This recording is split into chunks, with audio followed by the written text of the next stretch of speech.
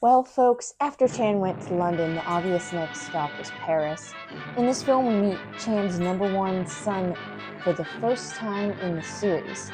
Lee quickly became a regular face. This one was another excellent murder mystery. Chan is pretending to be on a vacation, but really doing some secret investigative work for a bank firm. On his arrival, he gets a message that says his cover is blown completely with a deadly warning to leave Paris.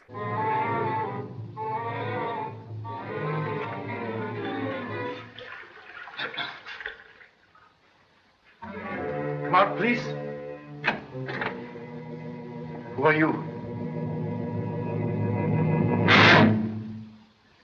Hello, Pop. What's the matter? Did I scare you? Gosh, it's good to see you.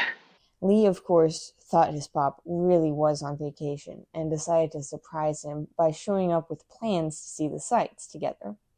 This really is just like a perfect introduction, I think, like the perfect one he could have had. And it's funny and it's touching. It's just awesome. Keye Luke started his career as an artist working on murals for theaters and movie sets.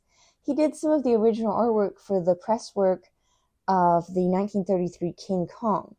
It was through his studio artwork that he actually was recruited for his early film roles. This film was actually his first major role. And the artwork shown in this one for the sketch artist character is widely assumed to be Keye Luke's work. Although there doesn't seem to be like a certain record of this. Mary Bryan, a complete unknown, entered a beauty contest at age 16 and was discovered by silent film actress Esther Ralston. She did not win the contest, but Ralston set her up for an interview with the director Herbert Brennan for a role in their upcoming film Peter Pan. This was going to be the first film adaptation of Peter Pan ever, and in it she played Wendy. During her career in silent films, she was dubbed the sweetest girl in pictures. After that, successfully transitioning into sound films, she continued to play that sweet character for the majority of her career.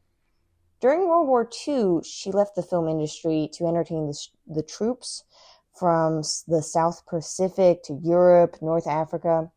And I guess in 1944, she was caught in the Battle of the Bulge and spent Christmas with soldiers engaged in that battle.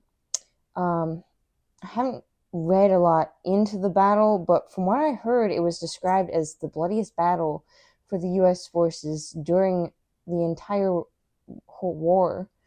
There was lots of casualties on both sides. Some Christmas.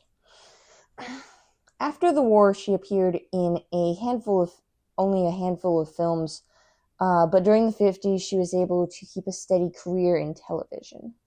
Paris is the first of 4 Charlie Chan films to feature Thomas Beck, who also plays similar roles in Mr. Moto as well. The young millionaire character usually meets a mysterious girl involved in the case, and he always ends up assisting the detective. This character is what he's mostly remembered for in his career.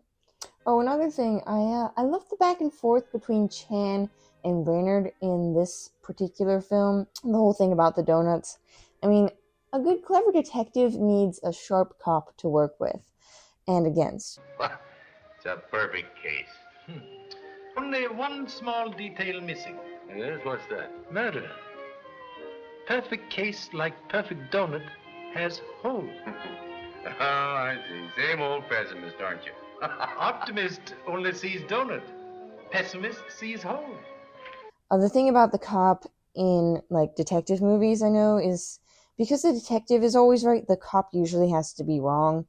The exception being that sometimes the cop does solve the case and gets killed for it, so the detective also has to solve their murder. So I guess it's just no fun being a cop in these films.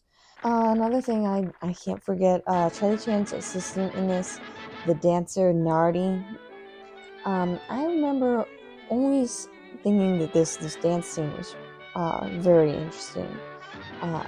I've seen similar dances in movies of the time, and I kind of want to look into that a little bit more.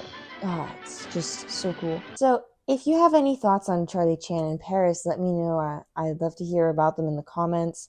I try not to give like too many spoilers away for those who haven't seen these films, but I try to talk more about the actual filming of it.